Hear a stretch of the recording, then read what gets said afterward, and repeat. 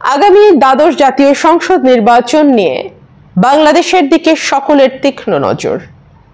কেউ চাইছে বাংলাদেশ তাদের দলে যাক, অর্থাৎ গণতন্ত্র, বাক স্বাধীনতা, সভা সমাবেশ করবার স্বাধীনতা, মানবাধিকার ইত্যাদি ইত্যাদি বিষয়ে বাংলাদেশ তার শক্ত অবস্থান নেক।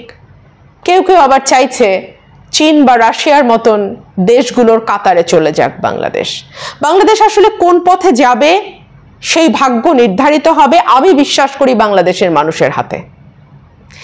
আমি অনেকগুলো ভিডিও দিয়েছি যেখানে আমি বিদেশি যারা আসছেন তাদের তৎপরতা নিয়ে আলোচনা করেছি, তাদের বৈঠক নিয়ে আমার মতামত জানিয়েছি, তারা কি বলেছেন সেইটার ব্যাখ্যা দেওয়ার চেষ্টা করেছি, বিটুইন দ্য লাইনস আমি পড়বার চেষ্টা করেছি, বলবার চেষ্টা করেছি।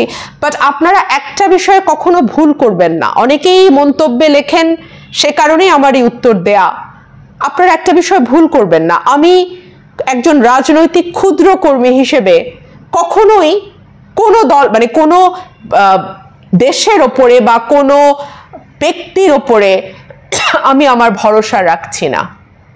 আমার ভরসা বাংলাদেশের মানুষ, এবং আমি জানি বাংলাদেশের মানুষের ক্ষুব্ধতা কতটুকু, বাংলাদেশের মানুষের অসহায়ত্ব কতটুকু। গত 15 বছরে বাংলাদেশের মানুষের পিঠ দেয়ালের কোথায় গিয়ে ঠেকেছে আমি উপলব্ধি করতে পারি। সুতরাং আমার কোনো কারণ নেই বাইরের তৃতীয় কোনো শক্তি বা বাইরের দ্বিতীয় কোনো দেশের উপর ভরসা রাখবার। যাই হোক, আমি আজকের আলোচনায় ফিরি। আজকে সারাদিন ধরে যেটা হয়েছে সেটা হচ্ছে প্রতিনিধি দল যারা ইউরোপিয়ান ইউনিয়ন থেকে আসছেন আদৌ বাংলাদেশে দ্বাদশ জাতীয় সংসদ নির্বাচনে পর্যবেক্ষক পাঠাবেন কিনা সেই সিদ্ধান্ত নিতে তারা বৈঠক করেছেন সকল রাজনৈতিক দলের সঙ্গে। সকল বলতে বড় বড় যে কটা রাজনৈতিক দল আছে, বিএনপি, আওয়ামী লীগ, জাতীয় পার্টি এবং জামায়াতে ইসলামী, তাদের প্রত্যেকের সঙ্গে বৈঠক হয়েছে। এবং মোটা দাগে জাতীয় পার্টির বক্তব্য কিছুটা ভিন্ন, এর বাইরে বিএনপি, জামাত এবং আপনার আরেকটা যেই আওয়ামী লীগ এবং জাতীয় পার্টির বক্তব্য ভিন্ন। তাদেরটা আওয়ামী লীগের বক্তব্যই দেবে, জাতীয় পার্টির মতন করে বলেছেন। এবং বিএনপি এবং জামাত পরিষ্কার করেছে তাদের বক্তব্য। আমি বিএনপির বক্তব্য একটু যদি আপনাদের নজর ফেরাই, বিএনপির সঙ্গে বৈঠকে আগামী নির্বাচন জনগণের ভোটে আদৌ সম্ভব হবে কিনা সেটা জানতে চেয়েছেন ইউরোপিয়ান ইউনিয়ন থেকে আসা প্রতিনিধি দল। তাদের প্রশ্নটাই ছিল যে এই সরকারের অধীনে আদৌ কোনো নির্বাচন হওয়া সম্ভব কিনা। সেই বিষয়ে বিএনপি থেকে উত্তর যেটা দেওয়া হয়েছে সেটা খুব স্পষ্ট এবং পরিষ্কার। বলা হয়েছে নির্বাচন তো কেবলমাত্র নির্বাচনের দিন নয়, নির্বাচন শুরু হয় তার আরো অনেক আগে থেকে। ধরেন এখন থেকে নির্বাচন কিন্তু নির্বাচনী পরিবেশ কিন্তু চলছে, এবং এর মধ্যে আমরা দেখছি আমাদের নেতাকর্মীদের উপর হামলা হচ্ছে, আমাদের সমাবেশে আসতে বাধা দেয়া হচ্ছে, আমাদের সমাবেশের সময় গণপরিবহন বন্ধ রাখা হচ্ছে, মানুষের মোবাইল টেলিফোন চেক করা হচ্ছে, মানুষকে ভয়ভীতি দেখানো হচ্ছে। নোয়াখালীতে পদযাত্রা কর্মসূচিতে হামলা হয়েছে, এবং যাদের উপর হামলা হয়েছে তাদের উপরে যেই কায়দায় হামলা হয়েছে, কোপ দেয়া হয়েছে, শারীরিকভাবে আঘাত করা হয়েছে, তারা এখনো কথা বলতে গেলে ভয় পাচ্ছেন, আটকে উঠছেন। এই সমস্ত কিছুই কিন্তু নির্বাচনী পরিবেশকে ভীষণভাবে নষ্ট করে।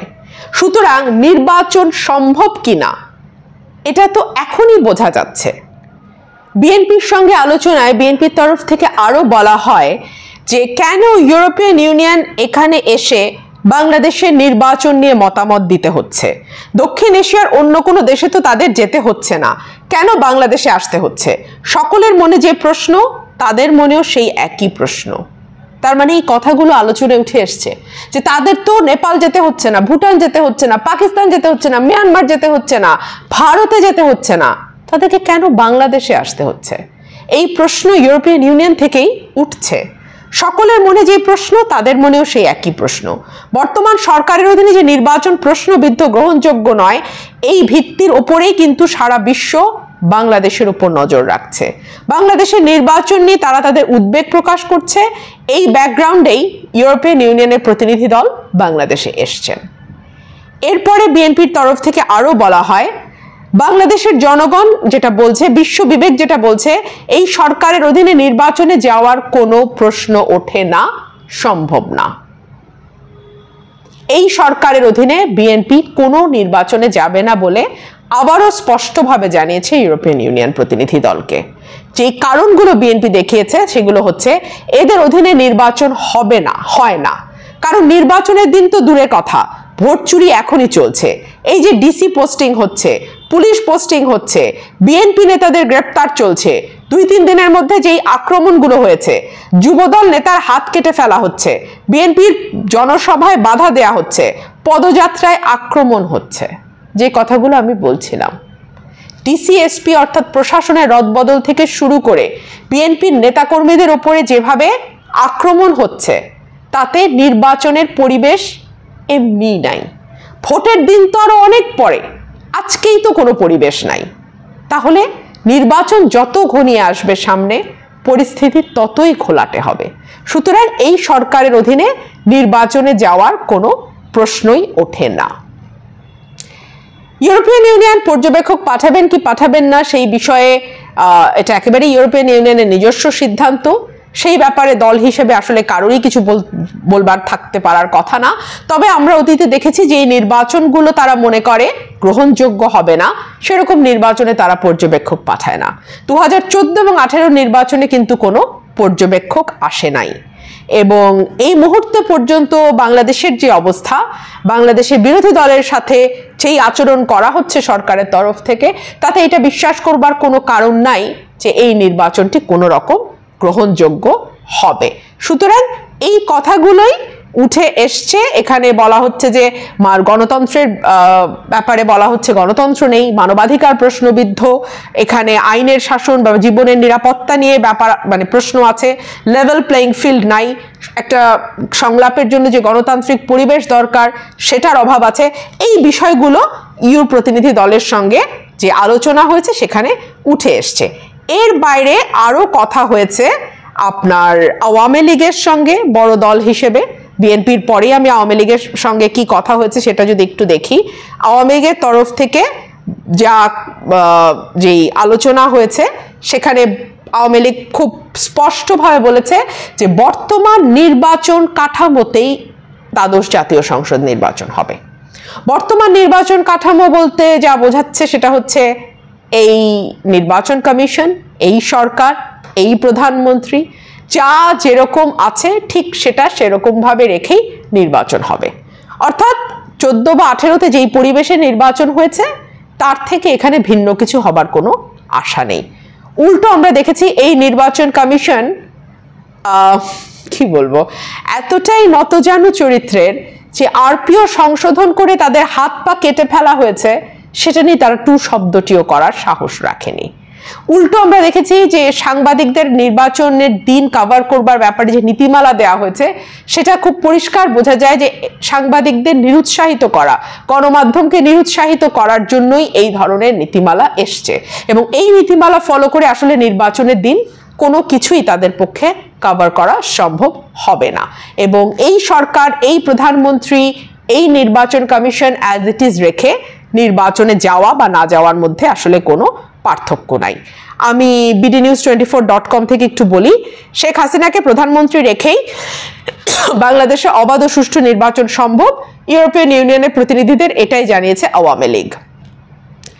আওয়ামী লীগের সাধারণ সম্পাদক ওবায়দুল কাদের বলেন, এখানে মূলত একটা ব্যাপারে আমাদের অঙ্গীকার, তাদের চাওয়া, সেটা হলো বাংলাদেশে তারা একটা অবাধ সুষ্ঠু শান্তিপূর্ণ নির্বাচন চায় এবং আমরাও বলেছি একটি অবাধ সুষ্ঠু শান্তিপূর্ণ নির্বাচন শেখ হাসিনার নেতৃত্বে বাংলাদেশ আওয়ামী লীগের নেতৃত্বে সম্ভব। সংবিধানের বাইরে গিয়ে কোনোভাবে নির্বাচনের কোনো আলোচনা হয়নি জানিয়ে ওবায়দুল কাদের বলেন, বাংলাদেশের সংবিধান, সার্বভৌমত্ব, আইনি ব্যবস্থার উপর ভিত্তি করে তারা একটা নির্বাচন দেখতে চায়। তারা নির্বাচন ব্যবস্থা সংস্কারে আশ্বস্ত হয়েছেন বলে আমাদের জানিয়েছেন বলে আওয়ামী লীগের তরফ থেকে দাবি করা হয়। দেখুন, আওয়ামী লীগ তাদের ব্যাপারে অটল, তাদের যেই কথা তারা বলছেন সেই ব্যাপারে তারা এক চুলো ছাড় দেবেন না বলে তারা বারবার বলছেন। আসলে এটা না বললে তো তাদের রাজনীতিও থাকে না। যেই মুহূর্তে তারা বলবেন যে শেখ হাসিনার অধীনে নির্বাচন হবে না, কিংবা আমরা সংবিধান কি করে সংশোধন করা যায় সেটা নিয়ে কথা বলতে চাই বা কথা বলবো, তখন কিন্তু নির্বাচনের আগেই তাদের একটা পরাজয় হয়ে যায়, তাদের নেতাকর্মীদের মধ্যে ভীতি ছড়িয়ে পড়ে। সুতরাং আওয়ামী লীগের আসলে এই একরোখা পজিশনে যাওয়া ছাড়া তাদের হাতে আর কোনো অপশনসও নাই। এবং তারপরেও আমরা লক্ষ্য করছি যে আব্দুর রাজ্জাকের মতন সিনিয়র নেতারা বলছেন যে সামনে আরো দিন আছে, রাজনীতিতে শেষ কথা বলেও কিছু নাই, আলোচনা চলবে, সুতরাং সামনে আরো কি হয় সেই ব্যাপারে আমরা সিদ্ধান্ত নেব, দলগতভাবে আমরা সিদ্ধান্ত নেব, সুতরাং পরিবর্তন আসতেও পারে, তারা বলছেন ওয়েট অ্যান্ড সি। সুতরাং পরিবর্তন যে একেবারে অসম্ভব তাও কিন্তু নয়। এবার আমরা একটু দেখি জাতীয় পার্টির সঙ্গে তাদের যেই বৈঠক হয়েছে ইউ প্রতিনিধি দলের, সেখানে কি আলোচনা হয়েছে। জাতীয় পার্টির প্রতিনিধি দলে অফকোর্স জিএম কাদের ছিলেন, জিএম কাদেরের সঙ্গেই তাদের আলোচনা হয়েছে এবং সেই বৈঠকে জাতীয় পার্টি বলছে যে দেশের মানুষ চায় সুষ্ঠু ও নিরপেক্ষ নির্বাচন। ব্রিফিং করছিলেন মুজিবুল হক সাহেব, উনি বলছেন দেশের মানুষ চায় সুষ্ঠু নিরপেক্ষ নির্বাচন, সেজন্য রাজনৈতিক দলগুলোর সঙ্গে সংলাপ দরকার, অর্থাৎ জাতীয় পার্টি সংলাপের উপরে জোর দিয়েছে, এজন্য সরকার এবং ইসির ভূমিকা পালন প্রয়োজন। ভেরি ইন্টারেস্টিং, জাতীয় পার্টি কিন্তু এই সংলাপের বল ছুড়ে দিয়েছে সরকারের কোর্টে, অর্থাৎ সংলাপ হওয়া দরকার এটা তারা বলছে, এবং এর উদ্যোগ নেওয়ার দায়িত্ব সরকার এবং নির্বাচন কমিশনের। বৈঠকে জাতীয় পার্টির চেয়ারম্যান জিএম কাদের, মুজিবুল হক চুন্নু এবং অন্যান্য যারা উপস্থিত ছিলেন, মোটা দাগে তাদের সঙ্গে যে আলোচনা হয়েছে তাতে এটা পরিষ্কার যে তারা আলোচনার কথা বলেছে এবং তারা এই উদ্যোগ নেয়ার দায়িত্ব দিয়েছে সরকার এবং ইসিকে। জামায়াতে ইসলাম তাদের অবস্থান পরিষ্কার করেছে, এই সরকারের অধীনে নির্বাচন পর্যবেক্ষক পাঠাবেন না। ভেরি লাউড অ্যান্ড ক্লিয়ার তাদের অবস্থান। তারা সরাসরি বলছেন যে আগামী জাতীয় সংসদ বর্তমান সরকারের অধীনে হলে তাতে পর্যবেক্ষক না পাঠাতে ইউরোপিয়ান ইউনিয়নকে পরামর্শ দিয়েছে জামায়াতে ইসলামী। বলা হচ্ছে এই পর্যবেক্ষক পাঠানো হবে অর্থহীন। আগামী নির্বাচনে পর্যবেক্ষক পাঠানোর বিষয়ে তাদের সঙ্গে কথা বলেন ইউরোপীয় ইউনিয়নের প্রাক নির্বাচনী অনুসন্ধানী দল। তারা আরো এখানে বেশ কয়েকজন সদস্য উপস্থিত ছিলেন। তারা মোটা দাগে যেটা বলেছেন সেটা হচ্ছে যে তাদের কাছে জানতে চাওয়া হয়েছে পর্যবেক্ষক পাঠানোটা আপনারা কিভাবে দেখেন। তার উত্তরে তারা বলছেন গণমাধ্যমকে, আমরা বলেছি বাংলাদেশে যে কোনো পর্যবেক্ষককে আমরা স্বাগত জানাই যদি সেটা কোনো নির্বাচন হয়।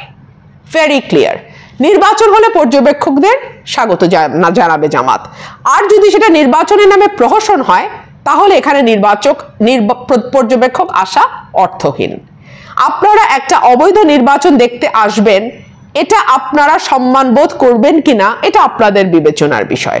সুতরাং যদি সুষ্ঠু নির্বাচন নির্দলীয় সরকারের অধীনে হয়, সুষ্ঠু নির্বাচন হতে হবে, নির্দলীয় সরকারের অধীনে হতে হবে, তাহলেই আপনারা পর্যবেক্ষক পাঠালে আমরা আপনাদের স্বাগত জানাবো। আর একদলীয় একটা বাজে নির্বাচনের প্রহসনে আপনারা এসে তাদেরকে কিছুটা বৈধতা দেবেন, এটা সমীচীন হবে না। তারপরে তারা যুক্ত করেছেন এই সরকারের অধীনে কোনো নির্বাচন নয়। 2014 এবং 2018 সালে প্রমাণ হয়েছে দলীয় সরকারের অধীনে সুষ্ঠু নির্বাচন সম্ভবপর নয়। তত্ত্বাবধায়ক সরকার বা নির্দলীয় সরকার যে নামেই হোক, একটি নিরপেক্ষ সরকারের অধীনে নির্বাচন হতে হবে। এর বাইরে বাংলাদেশের মানুষ দলীয় সরকারের অধীনে, এই সরকারের অধীনে নির্বাচনে যাবে না। সুতরাং জামাতের অবস্থানও ভেরি ক্লিয়ার। একই সঙ্গে এবি পার্টিও কিন্তু তাদের অবস্থান জানিয়েছে। আমি শুরুতে এবি পার্টির কথা বলিনি, আমি দুঃখিত, আমি 4টা দলের কথা বলেছিলাম। এবি পার্টির সঙ্গেও নির্বাচনী পর্যবেক্ষক দল যারা এসছেন, মানে নির্বাচন প্রাক পর্যবেক্ষক দল যারা এসছেন, তারা এবি পার্টির সঙ্গেও বসেছেন এবং এবি পার্টির নেতারা যারা ছিলেন তারা বলেছেন যে রাষ্ট্রের মৌলিক কাঠামো, গণতন্ত্র, আইনের শাসন, মানবাধিকার ধ্বংস করে ফেলা হয়েছে। এর থেকে পরিত্রাণের জন্য গায়ের জোরে বাতিল করা তত্ত্বাবধায়ক সরকার ব্যবস্থা আবার ফিরিয়ে এনে বাংলাদেশে গণ আকাঙ্ক্ষার বাস্তবায়ন করতে হবে, তাহলে অবাধ, সুষ্ঠু, অংশগ্রহণমূলক নির্বাচন সম্ভব। তার মানে বিএনপি, জামাত এবং এবি পার্টি তারা খুব স্ট্রেইট অ্যাওয়ে বলে দিয়েছে তত্ত্বাবধায়ক সরকার বা নির্দলীয় সরকার বা যে নামে আপনি ডাকেন না কেন, অন্তত দলীয় সরকারের অধীনে আর কোনো প্রহসনের নির্বাচন নয়, হলে সেখানে পর্যবেক্ষক পাঠানোর কোনো অর্থ নাই। আর জাতীয় পার্টি সরকারের কোর্টে বল দিয়েছে, আলোচনার কথা বলেছে, সংলাপের মধ্যে সমাধান খুঁজছে। আর আওয়ামী লীগ তাদের যেই বয়ান সেটাই তারা দিচ্ছে। দেখবার বিষয় পর্যবেক্ষক প্রাক পর্যবেক্ষক দল কি সিদ্ধান্ত নেন। তবে এখন পর্যন্ত যা মাঠের পরিস্থিতি, এখন পর্যন্ত আরো কিন্তু 6 মাস বাকি, এখন পর্যন্ত মাঠের যা পরিস্থিতি তাতে একটা বিষয় খুব স্পষ্ট, এই সরকারের অধীনে ন্যূনতম গ্রহণযোগ্য কোনো নির্বাচন হবার কোনো রকম কোনো সম্ভাবনা নাই। আপনারা ইতিমধ্যেই জেনেছেন যে বিএনপি যে পদযাত্রা ঘোষণা করেছে 18 এবং 19 তারিখ, এটা নিয়ে কিন্তু আওয়ামী লীগ ইতিমধ্যে অনেক ট্রোল করে ফেলেছে, অনেক হাসাহাসি করে ফেলেছে। আওয়ামী লীগের সিনিয়র নেতারা বলেছেন মহাসমাবেশ থেকে আবার তারা হাঁটাতে ফিরে গেছে, পদযাত্রায় ফিরে গেছে, কম হাসাহাসি করেনি, ভয় কিন্তু ঠিকই পেয়েছে। 18 এবং 19 তারিখে তারাও মাঠে থাকবার ঘোষণা দিয়েছে। এবং দেখেন কত নির্লজ্জ এবং কত অনুকরণ প্রিয় এবং কত ভীত একটা দল, যে বিরোধী দল যাই কর্মসূচি দেয় তারা ঠিক তাই ফলো করে। আমার ধারণা এই ফলো করতে করতে তারাও বিএনপির বা অন্যান্য যে দলগুলো আছে, জামাত এবং এবি পার্টি সহ অন্যান্য যেই রাজনৈতিক দলগুলো আছে, বৃহৎ যেই মানে আমাদের যুগপৎ আন্দোলনে যে ঐক্য জোট আছে, তাদের সকলের সঙ্গে একমত হয়ে আওয়ামী লীগও বুঝতে সক্ষম হবে বা দিতে বাধ্য হবে। বুঝতে সক্ষম কথাটা বোধহয় ভুল, বুঝতে তারা খুব ভালোই সক্ষম, দিতে বাধ্য হবে একটা নির্দলীয় নিরপেক্ষ সরকার যার অধীনে আগামী নির্বাচন হবে। আর যদি তা না হয়, আমার ক্ষুদ্র জ্ঞান যা বলে, বাংলাদেশে দ্বাদশ জাতীয় সংসদ নির্বাচন খুব শীঘ্রই হবে না।